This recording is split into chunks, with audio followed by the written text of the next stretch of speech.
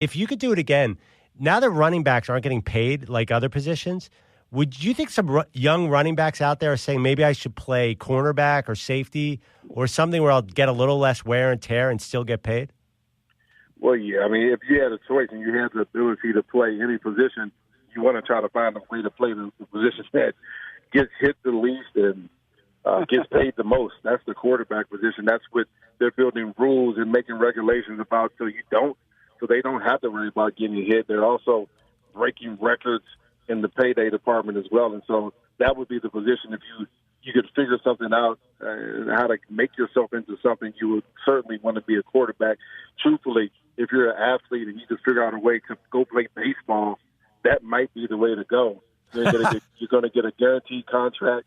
You're going to play a sport that you can play 4 or 5 times a week, and you're going to play for 10, 15 years. Now, that's probably the best way to go if you had a choice.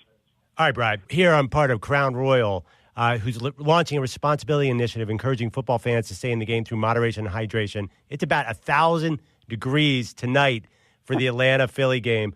Brian, can you give some suggestions to fans on how to sort of stay on their feet throughout this game?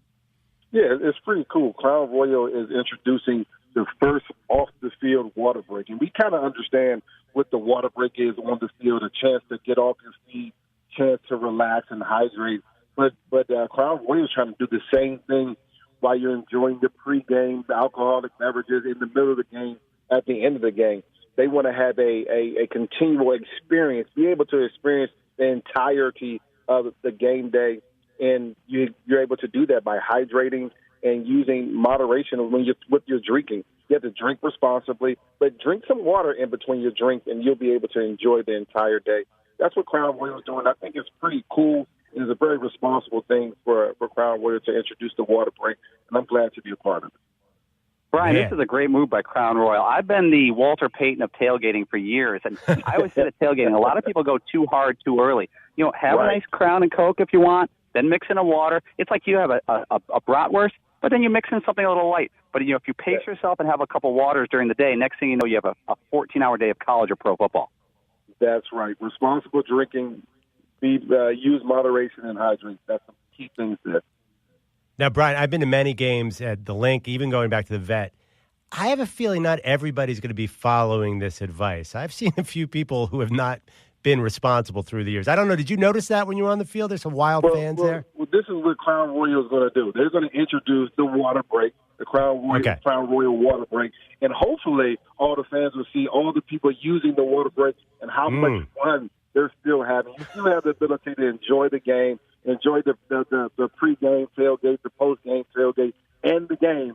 But stick some water in there, and I guarantee you'll enjoy your experience a little bit more.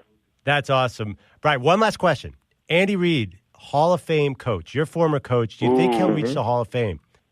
I think Andy, when you look at his credentials, the team that he had in Philadelphia, the Eagles were absolutely terrible when he got here. He was able to make that franchise into a winner for a very long time. The Chiefs were not very good when he got there.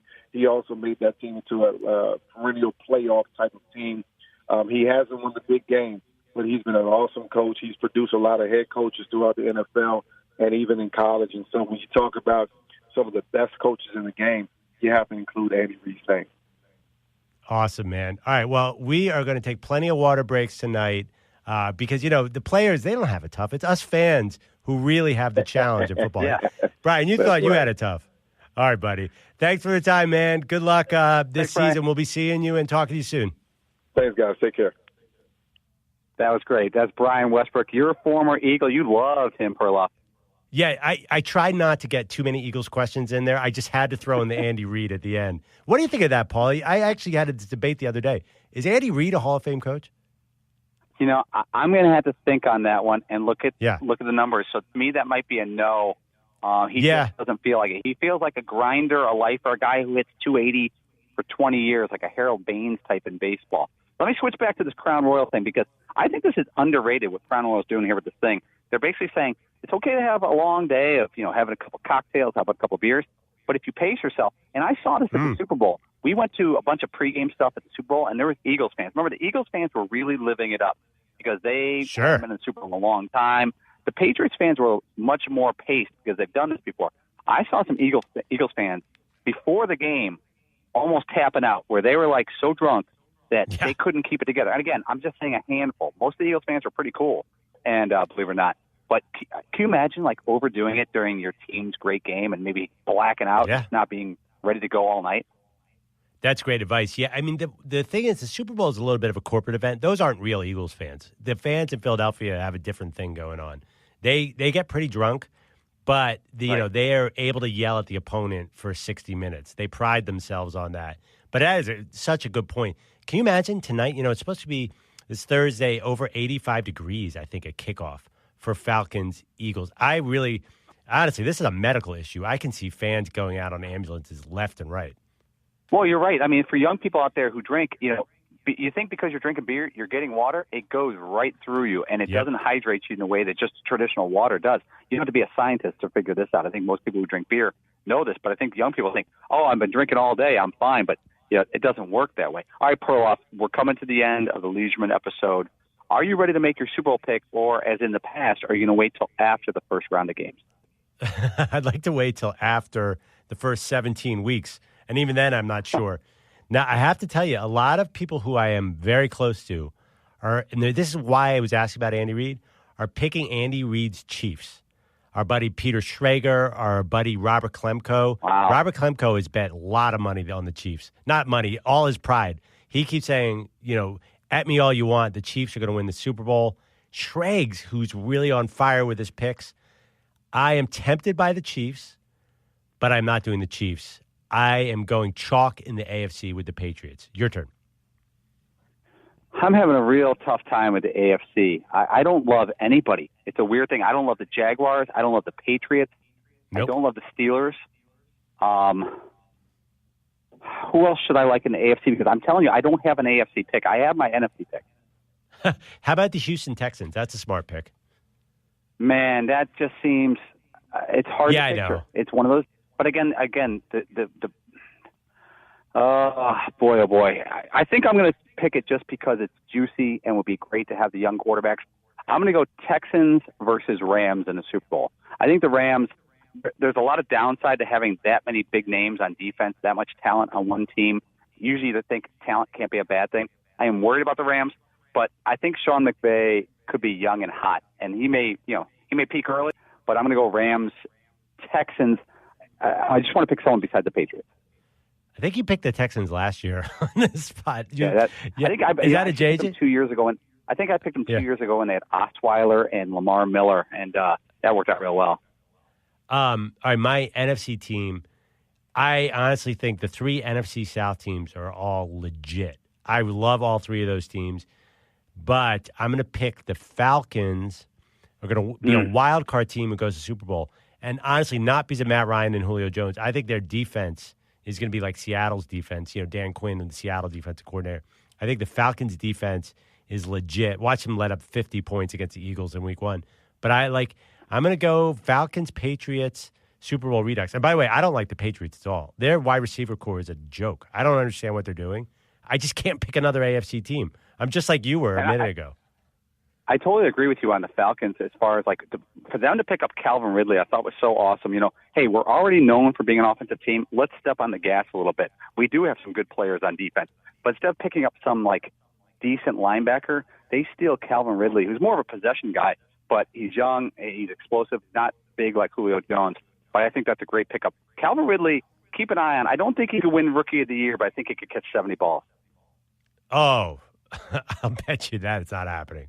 There's just too much talent there. No, he's a polarizing character right now in Atlanta. They're not sure what they got in him. Rookie receivers generally, before a few years ago, rookie receivers never did anything. Then Jarvis Landry and Odell Beckham came in and caught 85 balls their first year. But are you going to be able to get enough action away from Julio and Devontae there? We could sit. Is there a Vegas line on? Yeah. I may have to edit that out of the podcast in case he catches 20 balls, because I don't want that coming back to haunt me. Well, I'm going to say right now, Paul, you've been sort of falling in love. You fell in love with a certain tight end. That's a theme of today's podcast. There is a certain tight end in Philadelphia named Dallas Goedert who you are so excited about. You're barely rational when you talk about him. He's from South Dakota State. He plays one-day football. He's a jackrabbit. He was a great college tight end. He's big. He can move a little bit. He's not fast, but he's a good receiver. And, what a great pickup. For him and Ertz together, I love it. Yeah, it's funny because I see usually you're pretty rational. You go a little fanboy on Goddard. Now, Alshon Jeffrey's out at least 2 or 3 weeks, and they think Dallas Goedert's going to be on the field all the time instead of Jeffrey. So it could work out. But 70 catches, I don't know. All right, so do you feel good about your pick? I don't know. I feel completely awful about mine. I already regret my Houston Texans pick. I don't think it was just the last team you said to me, so I just hit it back to you like some moron. Yeah, no. I knew what I would say. You love the Texans. You love Deshaun Watson. You love J.J. Watt. Jadeveon Clowney is going to be a superstar this year. It's not a bad pick if it hits. I mean, what you're going to go? You know, it's a terrible pick. You know, it's a terrible pick. You're just being nice because you're my friend. Why, if we do 1AA college football picks, that's where I'm going to smoke you. Dude, my pick. The receivers on my pick are Cordero Patterson, Chris Hogan, and Philip Dorsett. That's the 3 receivers on the Patriots. That's going to win the Super Bowl? Yeah, they're terrible. Every team is terrible. They never do anything. All right. Well, that's the midweek podcast. Thanks to Crown Royal and Brian Westbrook. Paul, Guinness season, flannel season. Next time we speak, we're going to be into the NFL season. We were getting into the NFL season. I think all the people who are Leisureman fans who listen to this podcast, you are now completely and utterly prepared for the games coming up this weekend. Yeah, I feel like you're prepared for the whole season. In fact, I would highly suggest run to New Jersey or whatever state where gambling is legal. Go against our picks. Is there like can you bet against the Texans, Patriots, Rams, and who's your other? Oh, Rams and Falcons? Are you allowed to do that? Just walk up to your local bookie and play our podcast and bet against everything that he hears, and you guys will be rich. Yeah. Is there an over/under for Dallas Goedert catches? If there is, we got to put our money where our mouth is. 55.5 for Dallas. All right, I'm declaring it right now. We're going to have a regular segment on the Leisureman podcast, the Dallas Goedert catch tracker, just to see where we are every week. He's going to have a big week this week. Our podcast will be the hugest podcast in like Brookings, South Dakota, and a little bit in Philly. Yes, and maybe Dallas because maybe like the Google will pick up Dallas in his name. This could be huge. Yeah, this could be huge. All right, buddy, football time. Let's do it. Time to take a nap. Later. All right. Leisureman Podcast out.